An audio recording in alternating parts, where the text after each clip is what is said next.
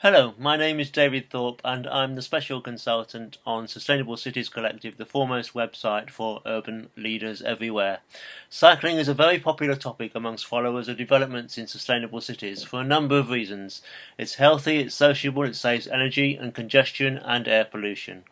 And Vienna in Austria has surprisingly emerged as a leader in integrating cycling into cities, and it has recently published a manifesto for cycling, to which other cities should pay attention. And here to talk about it is Florian Lorenz, a cycling evangelist who works for a consultancy that has helped to develop the manifesto. Hi, Florian. Hi, David. Now, can you begin by telling us why Vienna has evolved as a beacon for promoting cycling? Yeah, Vienna is a place with a very high quality of life. Vienna has been rated globally as a leading city for urban livability or quality of life in the last years. And just as many other cities, Vienna has also recognized that the bicycle is integral when you want to further or keep urban livability. So since 2010, we have a new city government. And this new government set the goal of doubling the number of cyclists in Vienna until 2015, which is a very ambitious goal.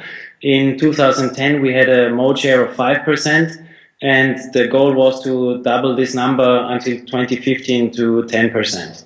And in this course, the Vienna Mobility Agency, for example, has been funded, an agency which supports walking and cycling as active modes of transport in the city. This agency works in between the government and the population, does a lot of events and information campaigns. And of course, last year we had the special year of cycling in Vienna with the Velo-City conference and also the publishing of the Vienna Cycling Manifesto. So, how is Vienna tackling the problem of motivating people who currently cycle only occasionally then to meet that target? Vienna runs a campaign which has the main claim setting joy into motion. So the basic idea is to make people understand and embrace the enjoyment while cycling and all the positive aspects of cycling. So the idea is also to work with people who are already friends of cycling and turn those friends into permanent cyclists and become lovers of cycling. And this is all work done by Vienna's Mobility Agency. Now, the manifesto calls for a redefinition and redistribution of public space, which is radical stuff. What does it mean? It is basically, it sounds quite radical. I know it's from the introductory statement of Vienna's vice mayor in this manifesto, I think, directly quoted.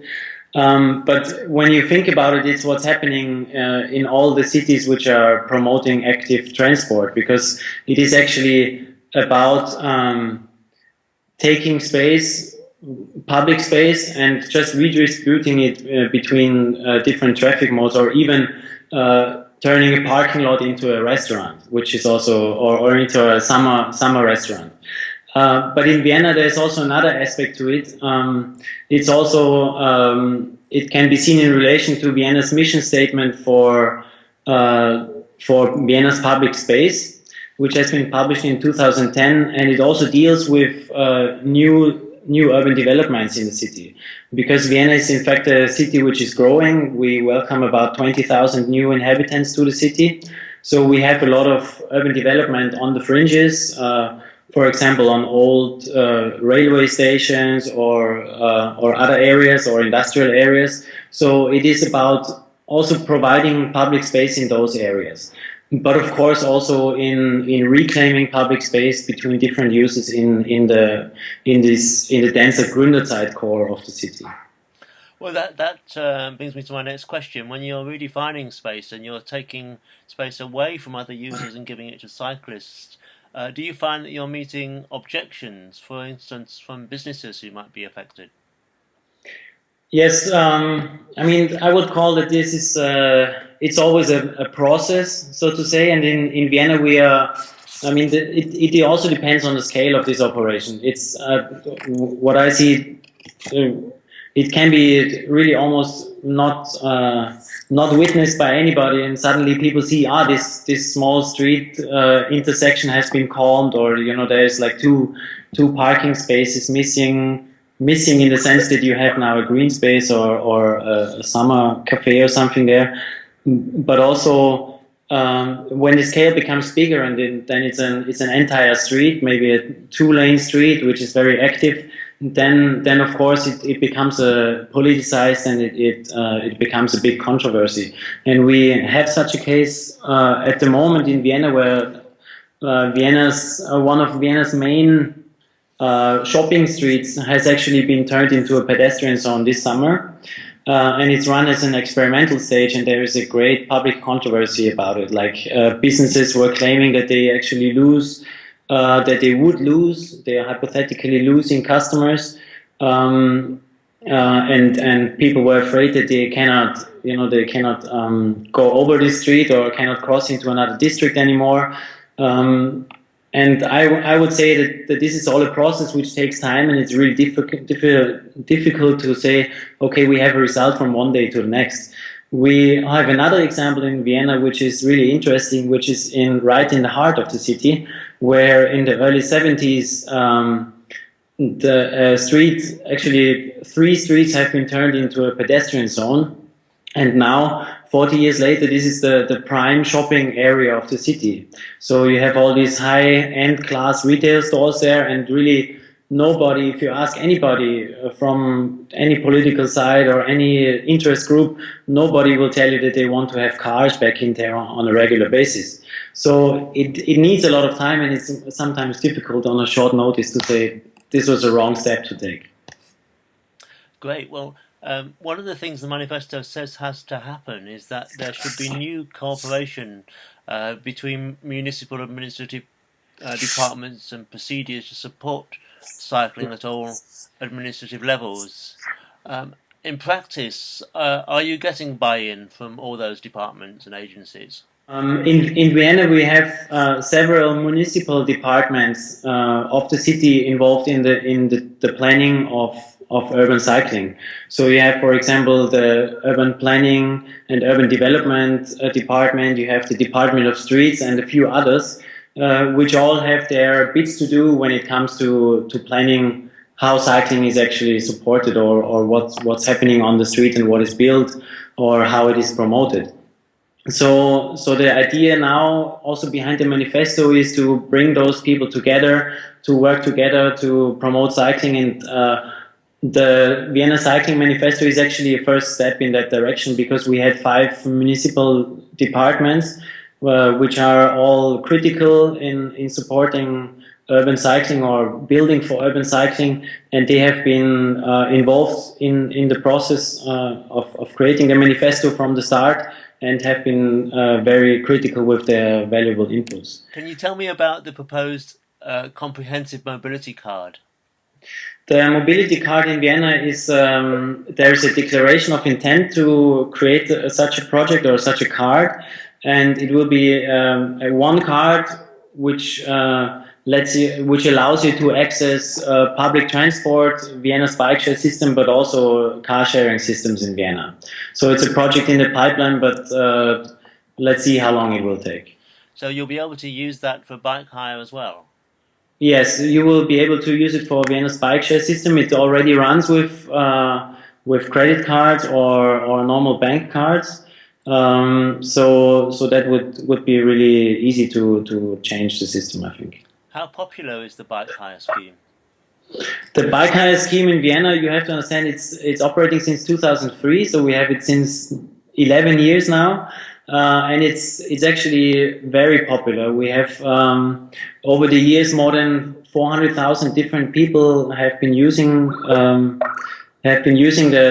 bike share system, and people estimate that we have about 200,000 regular users every year.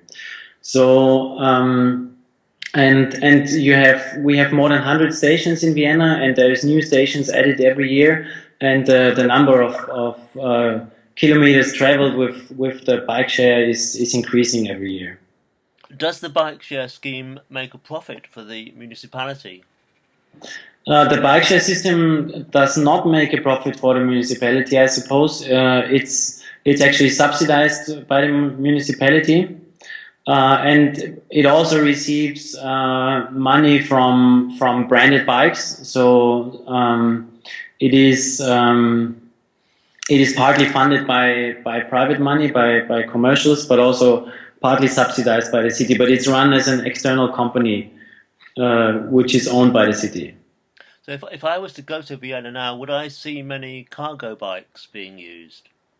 You would see a certain amount of cargo bikes in Vienna used. There is more and more businesses which use them. For example, just around the corner here, we have a coffee roastery which is delivering their freshly roasted coffee with the cargo bikes.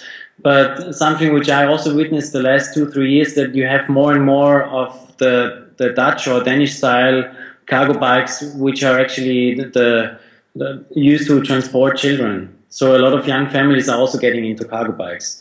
But of course, it's not like in Northern Europe yet, where you have really abundant cargo bikes, because there is a different topography and also a different, Vienna in the center is very dense. So sometimes the bicycle paths are, you don't make a lot of friends when you have a really large bicycle on the bicycle path. It's quite hilly there, isn't it? Some parts of the city are hilly, but people, what they would do, what do when they use the cargo bike for transport, is that they have a small electric assist with it often, but also a certain type of cargo bikes. I don't want to make any commercials, but they're very lightweight, so you can also easily use them in Vienna. We also have quite an innovative transportation company, a small-scale transportation company in Vienna, and they run a lot of cargo bikes, a lot of types of cargo bikes, and they are doing more and more business. They cannot handle the demand for their service, for the transportation services. I understand that there is a new development happening in part of the city called Bike City, which is centralized around cycling. Can you tell me about that? Yeah, Bike City is Vienna's flagship project for bike-friendly urbanism and car-reduced housing, and it promotes everyday bike use with various measures. It has more than 300 bicycle parking slots, so on average there is about 3 slots per unit, per flat. And there is, for example, 2 large lifts, and one of these lifts, or each lift, can transport 3 bikes and 3 people. So it's made easier in